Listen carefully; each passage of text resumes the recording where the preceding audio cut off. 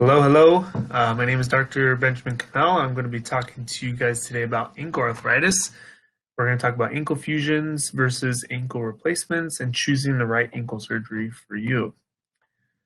So we're going to dive into what is osteoarthritis and how it affects the ankle joint and what are your potential treatment options, whether it's non-surgical or surgical. Arthritis is a general term for a group of more than 100 diseases. It just essentially means joint inflammation. And this can come in the form of swelling, pain, deformity, loss of function, or decreased ability to walk.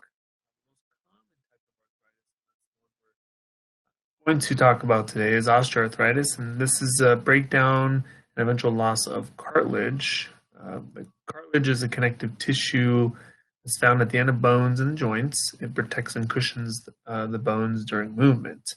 It's when that cartilage breaks down enough that it develops into a restriction in the joint, which leads to inflammation and eventually pain and inability to perform normal daily activities.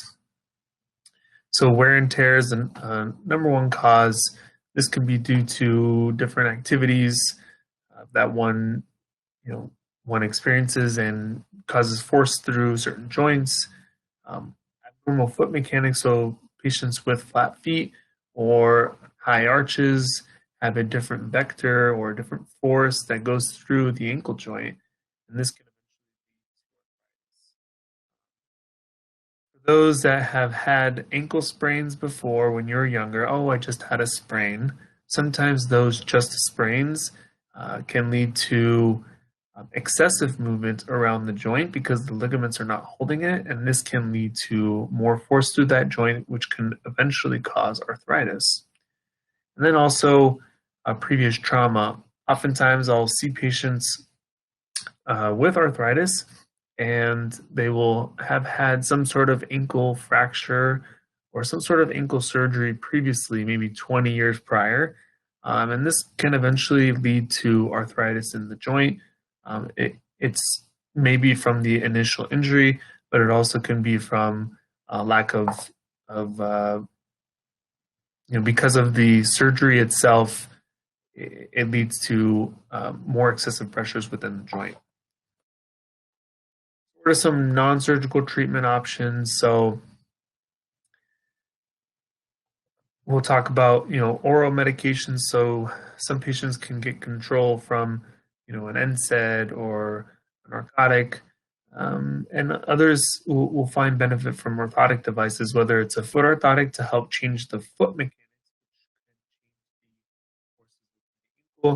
or bracing to actually directly support the ankle. It's the movement of the ankle with arthritis that causes the pain and the swelling. So if we can restrict that movement, we can restrict some of the pain and swelling. Steroid injections can help.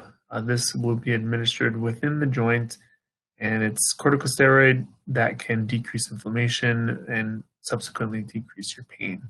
Physical therapy can also be beneficial with helping with range of motion around the ankle. Some surgical options. We're going to really dive into the two main ones. There are, four surgical procedures. One is ankle arthroscopy, essentially looking within the joint with a camera and doing some debridements or cleaning up within the joint, as well as a joint distraction arthroplasty. This is a different type of procedure. Between all the surgeries done, ankle fusions and ankle replacements make up a majority, if not 95% of all procedures done for ankle arthritis. So those are the two that we're going to dive into today. So when it comes to an ankle fusion versus an ankle replacement, you have to consider the pros and cons for both. And so with an ankle fusion, it's the pros is more of a one and done type of procedure. It has fairly reliable outcomes, backed by many years of literature. The cons are when you fuse a joint, you lose motion, and when you lose motion at that joint, this leads to a less natural gait and can lead to arthritis of adjacent joints. This happens more so with an ankle fusion rather than a big toe joint fusion. So that's something to consider. And then ankle replacement, the opposite would be true. So the pros would be you have more natural gait with more range of motion. And then the cons are that there is a poly or a plastic liner that's put into the joint that can break down and may need to have a subsequent surgery, and that could be maybe 10 years later. So, when should someone consider an ankle replacement? If you're the type of person who doesn't have a excessively active or high impact type of activity, and you'd like to continue an active lifestyle and walk with a more natural gait, maybe an ankle replacement is right for you. Um, there are certain comorbidities, however, that would be contraindicated having an ankle replacement. Those are having a previous bone infection, circulatory problems, peripheral vascular disease, diabetes, obesity, or high impact activity, which can affect hardware or the implant itself. If you're the type of patient who was once previously active or had a surgery many years ago due to an ankle fracture that has now developed arthritis, but you're not necessarily the most active, or uh, you don't have much need for that range of motion at the ankle, and you just want to have a one and done type of procedure, ankle fusion might be the right procedure for you. The inability to bend at the ankle is a big concern for patients, very understandably. However, there is a joint underneath the ankle joint called the subtalar joint that, if not arthritic as well, can help aid in some of that ability to bend. So it may not be the natural ankle joint motion, but you can still bend slightly, although it's coming from the foot. And there are things like the type of shoes that you can wear that can help with some of that sort of rocker bottom or sort of propulsion during your gait. So surgical considerations. So for an ankle replacement, this is typically done under general anesthesia, and on some occasions a spinal anesthesia. There will be a nerve block administered around the ankle to help with post-op pain.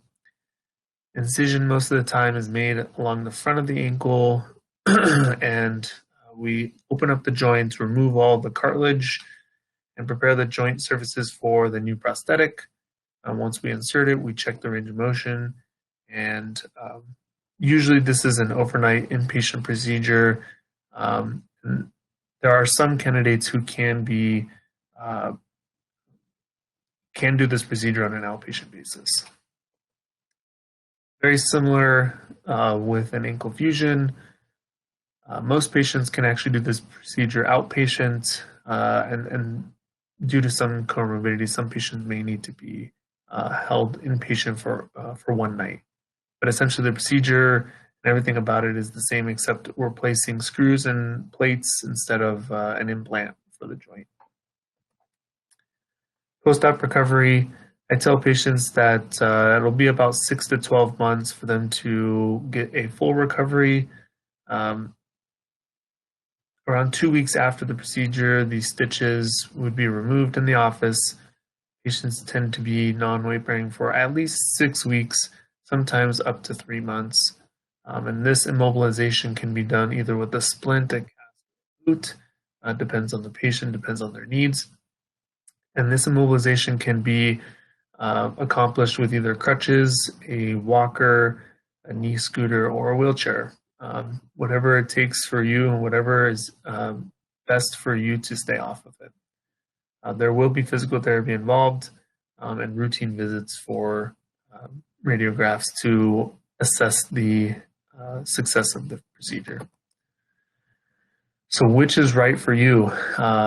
There are so many factors to consider when it comes to one, having surgery, and then which surgery to have.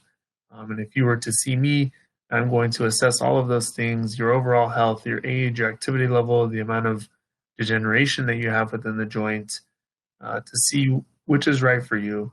This is always a big step in one's life to consider surgery, and then making sure that you pick the right one. And this is something that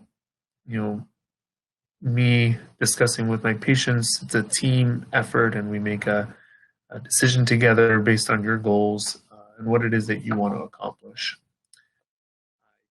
For your attention, and hope to see you soon.